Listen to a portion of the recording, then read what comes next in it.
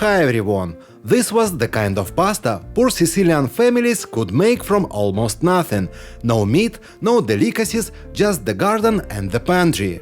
Today, the same idea shows up on restaurant menus worldwide. Start with 3 cloves of garlic and half an onion. Still nothing expensive, just the kind of base a home kitchen always had. Crush the garlic, chop the onion small, and together they become sofritto, the quiet base that makes tomato sauce taste cooked, not raw. Now set the pan over the heat and pour in the olive oil. Give it a moment, then add the onion and garlic. Low and steady is better here. Sweet aroma, no bitter brown edges. The basil leaves will matter later, but at this stage we only need the stem. It perfumes the oil, then quietly steps back. Now, a jar of marinated tomatoes joins the party, but first it has to open. If the lid refuses, the towel trick keeps it civilized. One firm tap breaks the vacuum and the lid gives up. Now tip in about 3 whole marinated tomatoes with a little of their marinade. This is the pantry side of the story. When tomatoes were in season, families preserved what they had. Then open the tomato puree with a spoon and add a couple of generous spoonfuls for body. The seasoning stays simple: salt and half a teaspoon of chili flakes. Classic and enough. Those flakes are small, but they set the warmth for the sauce. Crush the tomatoes as they cook. After about 10 minutes, it reduces into sugo, not boiled tomatoes, but a sauce with real depth. Now get the pasta water heating.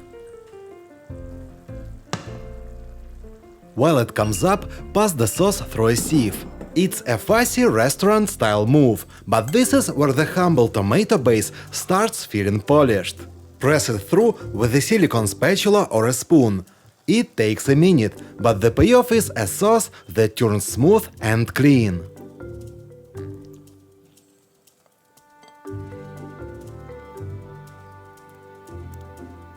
Now the part everyone argues about – salting the pasta water. The classic Italian 1-10-100 rule is simple. For 100 grams of pasta, use 1 liter of water and 10 grams of salt. The pasta gets room to move, the water tastes right, and nothing clumps together.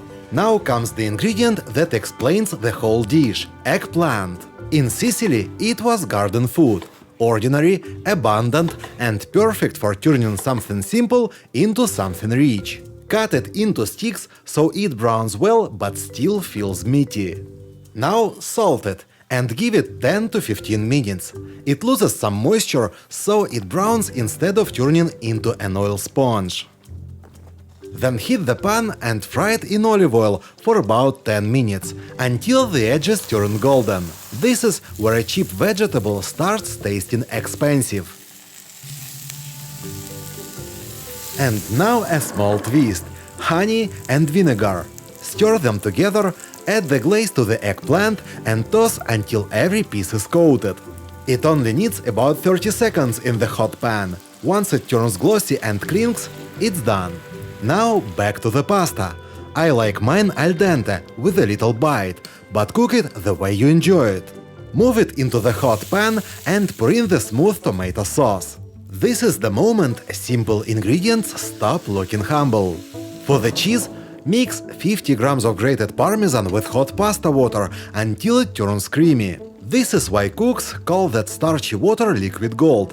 It loosens the parmesan, so it can melt evenly into the pasta instead of clumping.